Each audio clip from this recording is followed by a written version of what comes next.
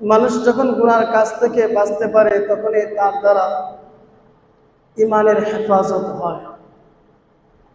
ইমানের হেফাজত, ইমানের সাথে মৃত্যুবরণ করার চিন্তা থাকাটা এটা মুমিনের কর্তব্য, দায়িত্ব।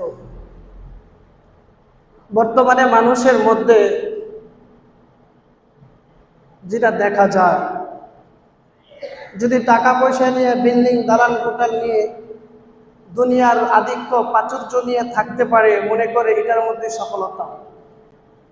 কিন্তু এটার মধ্যে সফলতা না, সফলতা হলো ঈমানকে হেফাজত করে ঈমানের সাথে মৃত্যুবরণ করার নাম হলো সফলতা।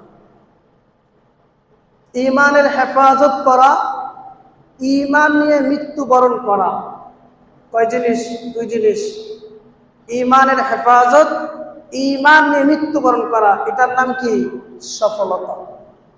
কারণ আল্লাহ সুবহানাহু ওয়া তাআলা বান্দাকে যত নিয়ামত দিয়েছেন, যদি আমরা গণনা করতে থাকি, নিয়ামতের মধ্যে সর্বশ্রেষ্ঠ বড় নিয়ামত হলো বান্দা ঈমান পাওয়া। আমরা কি মনে করি? মনে করি যে দুনিয়ার ধন দৌলত পেয়েছি, ক্ষমতা পেয়েছি, টাকা পয়সা পেয়েছি, আলহামদুলিল্লাহ, দুনিয়ার অনেক বড় নিয়ামত পেয়েছি। না, দুনিয়ার এটা নিয়ামত না, বরং দুনিয়ার জন্য শান্তি, পরকালে চির মুক্তির পথ হলো ঈমান। যদি ঈমান নিয়ে বাঁচতে পারি তাহলেই আমার সফলতা। তাহলে কি আমার সফলতা? আর যদি ঈমান নিয়ে বাঁচতে না পারি তাহলে আমার মতন হতভাগা আর কেউ হতে পারে না। এজন্য যত নিয়ামত আছে, মানুষ যখন নিয়ামত পায় তো সাধারণত নিয়ামত গুলাকে সংরক্ষণ করার জন্য চেষ্টা করে কিনা? দুইভাবে চেষ্টা করে। কয়ভাবে? দুইভাবে। মানুষ নিয়ামত সংরক্ষণ করার জন্য দুইভাবে চেষ্টা করে। একবার হলো এটাকে কিভাবে ভালো জায়গায় সংরক্ষণে হেফাজতে রাখা যায়, দ্বিতীয়ভাবে চেষ্টা করে যাতে করে চোর ডাকাত থেকে মালকে হেফাজতে থাকে। দুনিয়ার নাজ নিয়ামত অর্থকরীর জন্য যদি মানুষ এরকম চিন্তা করে, ঈমানের হেফাজতের জন্য এরকম দুই ধরনের চিন্তা করা দরকার। কিভাবে আমার ঈমান কোন পদ্ধতিতে সহি হবে, কিভাবে ঈমানকে আমি সুস্থ সুন্দর রাখতে পারবো। ঈমানও তো অসুস্থ হয়ে যায়, হয় না? ঈমান দুর্বল হয় না? ঈমানও দুর্বল, ঈমানও কমে যায়, ঈমানও বেড়ে যায়। তো এটাকে প্রথম হলো ঈমান কিভাবে সুস্থ থাকে, কি পদ্ধতিতে ঈমান সংরক্ষণ করা যায়।